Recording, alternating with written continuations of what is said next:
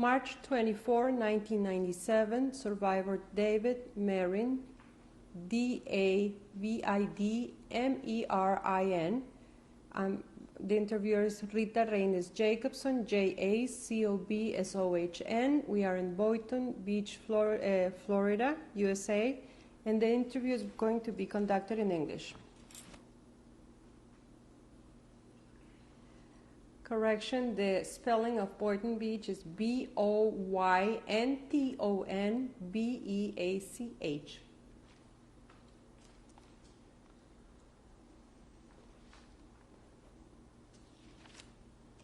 March 24, 1997, survivor David Merin, Davidmerin. I'm Rita Reynes Jacobson, Jacobson. We are in Boynton Beach, Florida, USA, and the interview is going to be conducted in English. Very close, maybe the vertical. Yeah.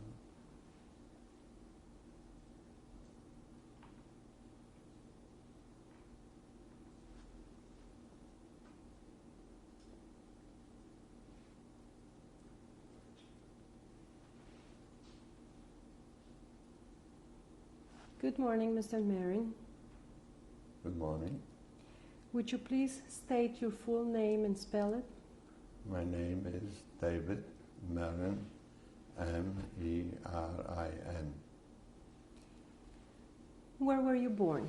I was born in Poland, in a town named Slomniki. Can you spell Slomniki, please? Slomniki.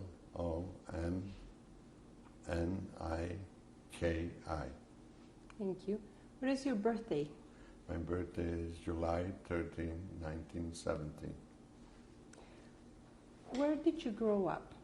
I grew up in the town of Slomniki. There is a large town near Slomniki that you can No, it's a very small town near Krakow.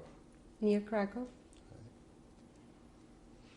How many people lived in your town?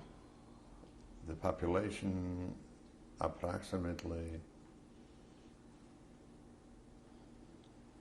maybe 10,000, and about 2,500 Jewish people. And how most of the people earned their living there? Well, there were some merchants and some did their trade, and a lot of them were just learned in the Beis HaMidrash, where they studied Torah.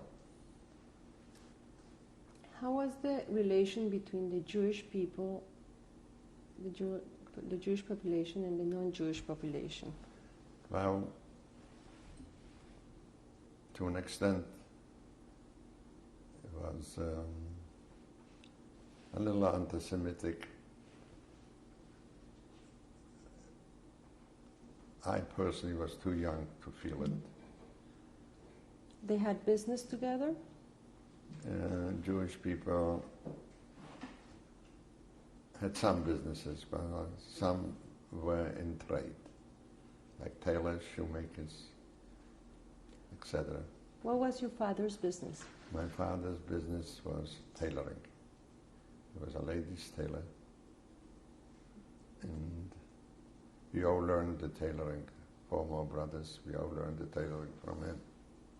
What was your father's name? My father's name was Abraham Yaakov Merin. And your mother's name? Mother's name was Chaya Reisler. She came from Yakubovich, they call it Jacobs. She grew up in the town of Slomniki. Tell me a little bit about your father. My father came from a family of 4, 2 more brothers and a sister. And he was an excellent tailor. He also made some wedding gowns in those days, and he was known as a fine family man. About how many people did he employ in his company? Well, to my recollection, we were for home out helping out in the family business. But in the season we used to have outside help, about 7, 6, all depend the need of it. And were they Jewish? Some were Jewish and some non-Jewish.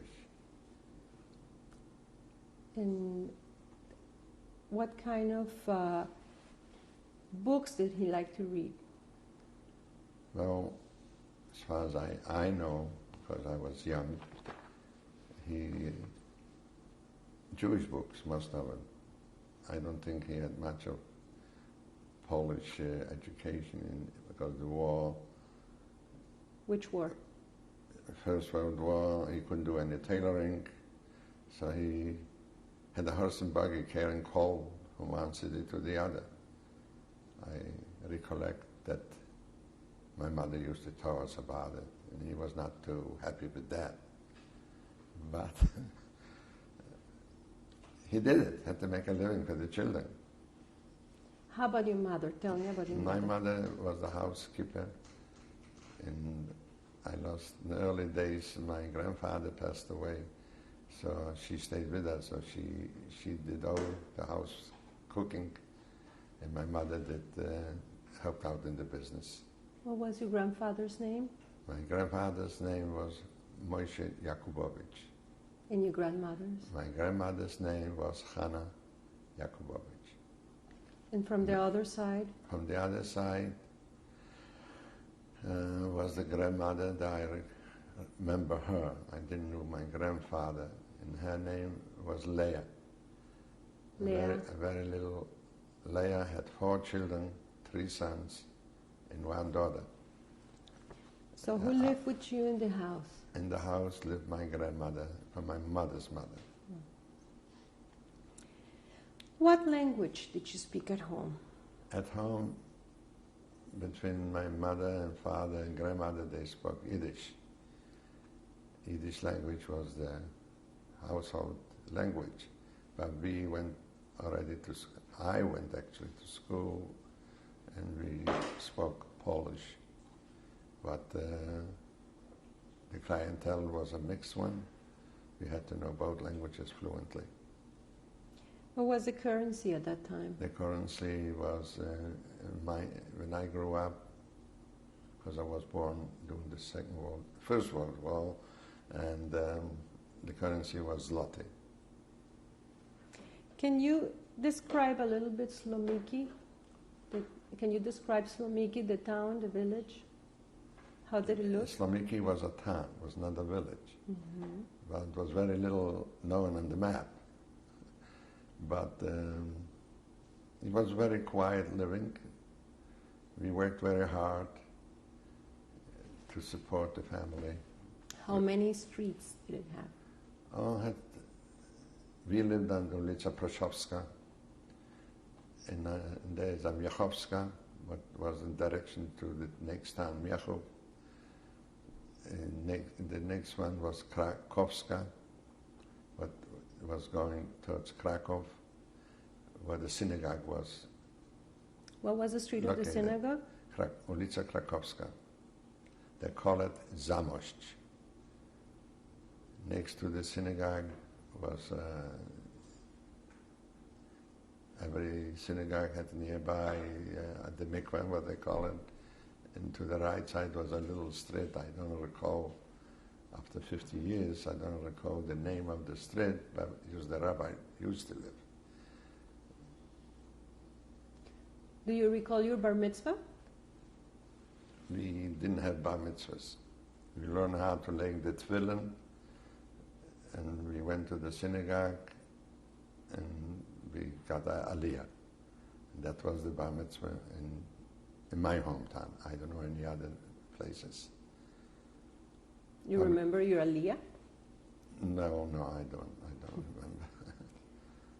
You had any brothers? You mentioned before the 4 of you were working together. I have 4 brothers, and I was the 5th brother and a sister. The 6th brother died when he was in young age. Start with the oldest one. What were their names? The oldest one was Moshe. He was the head of the family. He also was the head of the tailor shop after my father was ill in the last, before the war, actually, years before the war. He used to help out in the family business, but not much. So my oldest brother was Moshe. My second brother is Samuel, which lived out of the town in Silesia. And my third brother was also a tailor, Nathan. Nathan immigrated to Israel in 1937. And next was I. I learned the tailoring. I had to go to school, learn about the tailoring, but helped out a little bit more than I learned in my home business. And the fifth one actually was Chaim Leib, what they call him, well, in English they call him Leonard. And he joined the family business also. And then came the sister, who was born in 1922. She was the only one who was capable to go already to Krakow. What was her name? Her name was Mariam Pesla. And she is the only one who attended high education. How far did she go? How far did she go? Well, she graduated from Hebrew and English. Was a Hebrew. English? Yeah, in two languages, two foreign languages. Where did she in graduate? Krakow. The school was located, as I recall, on Ulica Stratum 10. And what year did she graduate? she graduated in 1938. And what kind of school was that? That was a business school, but you had to learn Hebrew and English. You had to learn Hebrew? So Right. who was sponsoring that school? It was a private school. Yeah. And unfortunately, the war started. She didn't continue, but went to do some labor for the Nazis. Let's go back in time to your childhood. How far did you go in school? What was the... Well, they call it in Poland powszechna. That means like 7 grades. And we learned quite a bit. We also had to learn a foreign language, what was German or French, but I learned German because they were the nearest one. We didn't have to learn Russian because we didn't like him. So you learned German in school. Yeah. When I graduated, then I started to do full-time in my family business. Did you go to any trade school? I attended in the time evening school, that's a trade school. You had to learn, you had to go to trade school to become an apprentice, you know. You couldn't have your own place of business if you didn't have a diploma in Europe. You had to be for 3 years till you become master tailor. And after master tailoring, you had to be at least 3 years till you could hire an apprentice. It was really quality work done. Tell me about a special holiday that you remember at home with your family. Can you describe it? Sure. Family holidays was observed every holiday on Jewish calendar. We had beautiful Pesach, starting with spring. Actually, it's Purim, the first one. Then comes Pesach. Then comes Shavuos. How did you celebrate it? Oh, Purim. What do you remember? Purim, as a youth, I used to belong to Hashomer Tzahir. We used to collect for National Fund. We have a lot of fun doing it. And, how would you do it? Well, to describe you one fact, I remember I put on myself a big box and just make the eyes looking through, and we came into the households of every Jewish family, and that was the custom. And it was a lot of fun, and people didn't reject it, they loved it. And naturally Pesach was observant. My grandmother cleaned the house. That's something what every Jewish household did in Europe. Didn't have to be religious, Orthodox religious or not religious. Everybody observed the Pesach. And sometime I used to go help bake the matzahs, because Where would you do that? in a bakery, a neighboring bakery, because you don't get paid for that. You just did it voluntarily. Because some observant Jew wouldn't eat matzah if it's not only from Jewish help. So we did that. And it was a lot of fun doing it. And then after Pesach comes Rosh Hashanah, or Lag BaOmer actually. We used to travel from my hometown to Krakow. There was a lot of observance in Lag BaOmer. What kind of observance? What did you do? People were just happy. The youth was happy. And it's a long time. I really cannot tell you little details. And that was Lag BaOmer. Then come the Holy Holidays. After that, the holidays was observed very traditionally. Rosh Hashanah was cleansing, just about a cleansing day too, and preparing for the the fasting day, for Yom Kippur. Would you go to We used to attend the big synagogue in my hometown. Naturally, there were no chairs. Everybody had to bring his own chair. I don't know if it's practiced in any other towns, but in my hometown we had to bring our chairs to sit on it. The older people had big tables and benches around, you know. So I think maybe it's not observed in every town, but that was the custom in my little hometown. It was very, very family style anyways. men and women? The men were sitting downstairs and the women were sitting upstairs. In my days, when I was a youth, that synagogue was built from new because the old one burned down.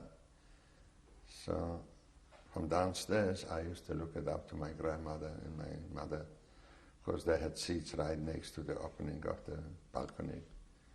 It was a joy. Even was in Yom Kippur, so we still had fun. Do you remember the rabbi's name? The rabbis, nobody called him by the first name, but we know Rabbi Huber Band. His son's name I remember because he was the younger man. His name was Elishia. He was a Moyaro, couldn't become rabbi because he was very poor in the Polish language. So for the town, he could not sign any papers. The relationship between the Jewish people and the non-Jewish people at that time? I personally didn't feel much of anti-Semitism because I mingled with a lot of non-Jewish people. We had neighbors, non-Jewish, but in general was anti-Semitic. The last pre-war, as I recall, the National Party, the Nazi Party, what they call the Narodowa Party, which were terrible. They smeared tar on the Jewish businesses. Even if you walked on the street and you had nice clothes on, they put acids on it. With what? Oh, acid. You know, it's acid. A liquid. Yeah, they throw it on it. And we avoided that, so we didn't show up in very late hours in the day. I mean the night, I'm sorry. Yeah, the night. So, general feeling was not good. What was the name of the party again? Narodowa Party. And who were members of that party? The mostly was the intellectuals, students, they had slogan in English, done by Jews, stay away from Jewish businesses. Was not too happy. It was not a happy life, but as a human being myself, I had pretty good relation with the Poles. Polish people.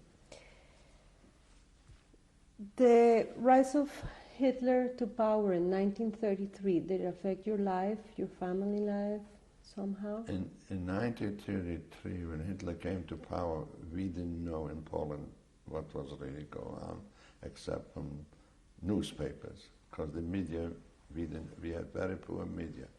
We had no radios, we had no television, but we knew that it's not good. The only one who felt more about Hitler's power was my brother, who lived on the German-Polish border. He had his own business there, but they used to tell him, don't worry, you're one of the better ones. That's they used to tell him, we're not going to bother you. But it didn't work out that way. Soon the Germans, in 1939, crossed over he was no more Sam Marin, was a Jew. What brother is this one? That brother, my brother Sam, with his wife, lived in that area, in Silesia. In your family, what did you hear? What did your parents talk about regarding the situation? Actually, they didn't talk much about because they were worried about how to make a living. And we were not much involved in politics except Zionism, what we always thought of it. And all my brothers were Zionists, and we collect money for Zionist movements, and we were always looking forward to go to Israel. But my brother left in 1937. One of your brothers? My brother Nathan. He went off Hashara and had to be prepared to go to Israel, and he did. What did you do in the Shomer HaTzair when you went to the meetings? In Shomer HaTzair we had outings. We learned Hebrew, but improved Hebrew, let's put it this way, because we always spoke a little bit. I had what they call a teacher, Donna Morar, and I learned Hebrew, but with the years, not using it, you forget a little bit. And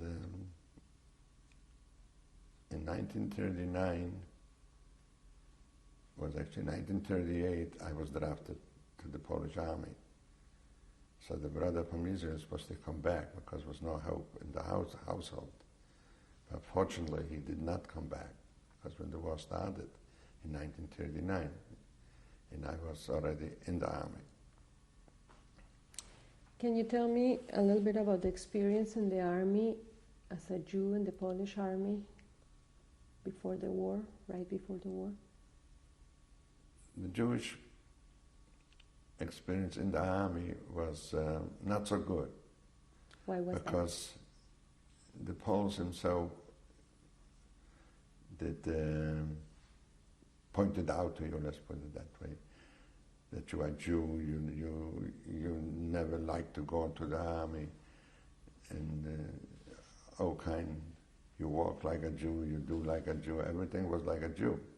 But my own experience, I didn't have that experience because I was pretty good built, and I mixed it in because I spoke fluently Polish, and I had the education that I was drafted to the branch, artillery branch, field artillery.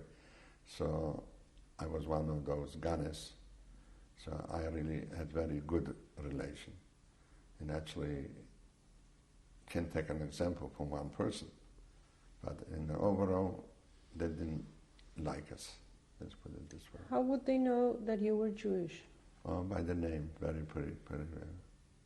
The name, they always, they smelled it, let's put it this way, that you were a Jew.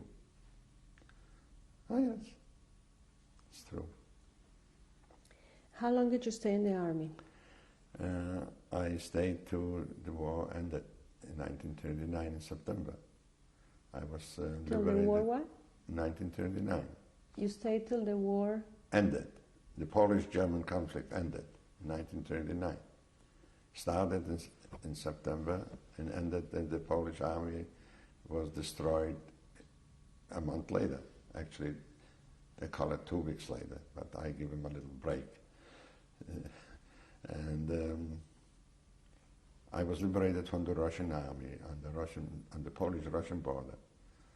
But I later Where? on, the name was a small town, Pruzhany. That's about 45, 50 kilometers from Lvov, the next big city. And then they needed people to clean those guns and machine guns. So I volunteered to do that because I was a gunner, so I knew that work. For what army did you volunteer? Pardon? Who did you volunteer for? Oh, for the Russian army. The Russian army, yeah. And one day was a bulletin that who wants to go back to the Polish side, because Poland was divided between the Russians and the Germans. When the war in Europe, over there ended it. So I worked in that factory, but they cleaned those guns and machine guns and rifles and handguns. But for that, we didn't get any money, but we got a pound of sugar, we got cigarettes and some bread. What helped out. Then I had to go to the black market and sell it, because I was not a smoker, but the bread I ate. And I didn't have much of clothes, so I gave it away, the uniform, actually. And I gave away the uniform, so otherwise, if you wear the uniform, that would take you to prison. Not to prison, but to, what do you call it? As a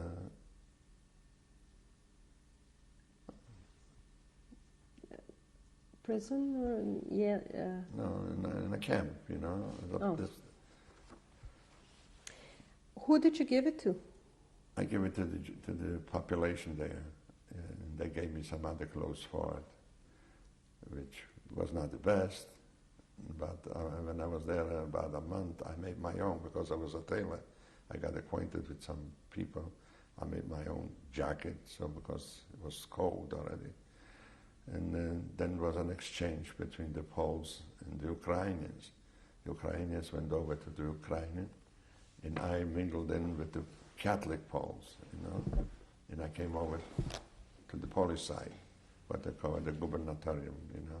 Did you keep your name at that time? At that time, I didn't ask for names, actually just a piece of paper that you're going. And when I arrived in Krakow, then I separate myself. We came by train, and separate myself, and I put an armband on, you know, Jewish star, as a Jew. And we are going to change tapes now. Thank you, and we go on in the next one. Thank you. okay.